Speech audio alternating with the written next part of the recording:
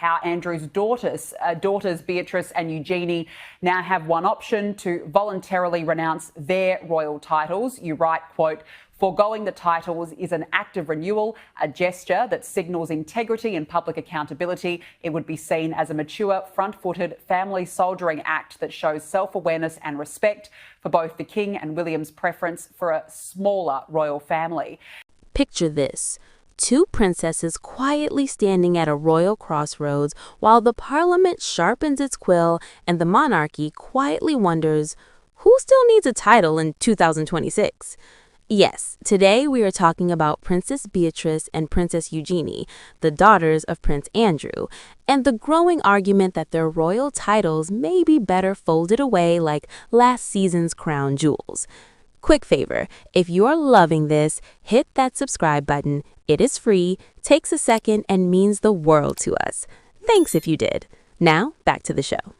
This debate explodes back into the spotlight after a powerful opinion piece in the Daily Telegraph argues that Beatrice and Eugenie now have one bold option left: voluntarily renounce their royal titles.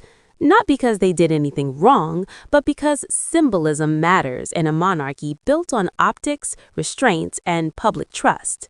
The parliament, not the palace, is the one openly discussing whether those titles still make sense, and that alone tells you how serious the mood music has become. Here is the uncomfortable truth wrapped in polite British vocabulary.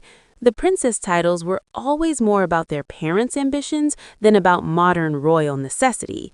Prince Andrew and Sarah Ferguson wanted their daughters styled as princesses because status mattered to them. Compare that with Princess Anne, who refused titles for her children, or Prince Edward, whose children grew up without HRH status. Those families chose practicality over pomp. Andrew and Ferdy chose sparkle. Different philosophies, very different consequences. Transitioning from family choices to family image, this is where accountability steps onto the stage wearing polished shoes. Beatrice and Eugenie are not working royals. They do not represent the crown in official duties. They are private citizens with royal surnames and inherited styles. So when critics say, why should they carry titles linked to a disgraced father? The counterpoint is simple. This is not about blame. It is about renewal. Dropping the titles would not be punishment. It would be a reset button. Think of it like clearing your name in a group project where one member plagiarized the whole assignment. You did your work, but the project still carries their stain. Walking away says, that mess is not mine. In royal terms, it would signal maturity, independence, and loyalty to King Charles and Prince William's vision of a smaller, cleaner monarchy. And let us be honest, William is clearly running the monarchy like a minimalist wardrobe. Fewer titles, fewer working royals, fewer complications. If Beatrice and Eugenie step back voluntarily, it opens the door to future decisions that could affect everyone from Prince Harry to even Prince George's younger siblings one day. Because once the idea of slimming down becomes normal, no title feels untouchable. Now shift the camera to Brazil, where Prince William is being hugged, cheered, and gently mobbed by fans while hosting his Earthshot Prize and attending the COP30 climate summit. He even ditched his shoes and socks to play volleyball. This is royal diplomacy with sand between its toes. While family drama simmers in London, William is out there playing environmental statesman with a splash of beach energy. This contrast could not be louder if Buckingham Palace installed a megaphone. On one side, Andrew's shadow still stretches across his daughter's titles. On the other, William is building credibility with climate leaders and crowds who want action, not aristocracy.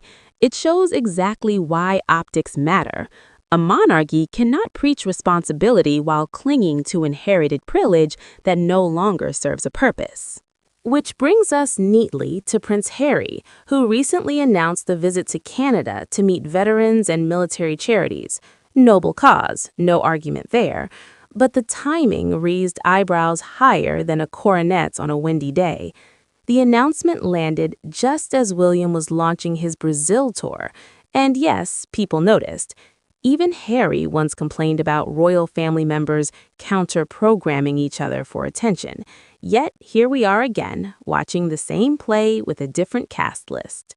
This is where the irony becomes theatrical. Harry says he wants coordination. He says he wants harmony. Yet his team drops news precisely when William steps onto the world stage. Accident or strategy, the effect is the same: distraction.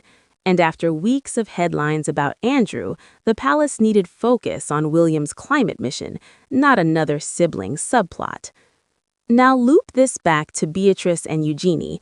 They sit quietly in the middle of all this noise. They do charity work, they live private lives, they avoid controversy. Yet their titles still tie them to the most radioactive royal surname in modern memory. Renouncing them would not erase their history, but it would draw a clear line between who they are and what their father did. And here is the clever part. If they act first, they control the narrative. It becomes a story of dignity, not of the parliament forcing change. It becomes a gesture of respect toward the king and future king. It becomes proof that the younger generation understands the costs of monarchy in a world that demands accountability, not entitlement. Imagine the headline: Andrew's daughters step back for the good of the crown. That sounds very different from Parliament debates stripping princess titles. One sounds noble, the other sounds brutal. Same outcome, wildly different legacy.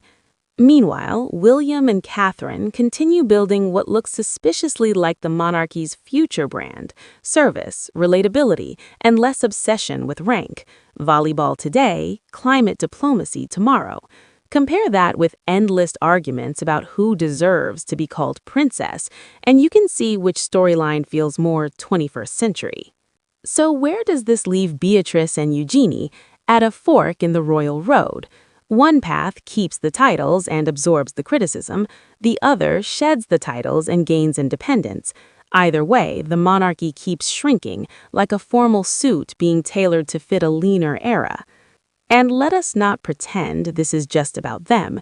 If they step aside, it strengthens the argument that Harry's title could be questioned under a future King William.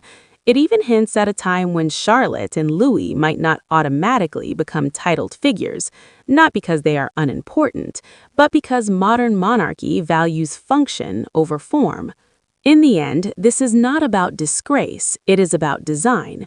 What does the monarchy want to look like in 10 years? A museum of inherited styles, or a streamlined institution built on relevance? Beatrice and Eugenie did not choose their father, but they can choose their future.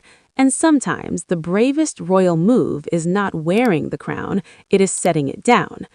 Thank you for watching Royal Top Stories.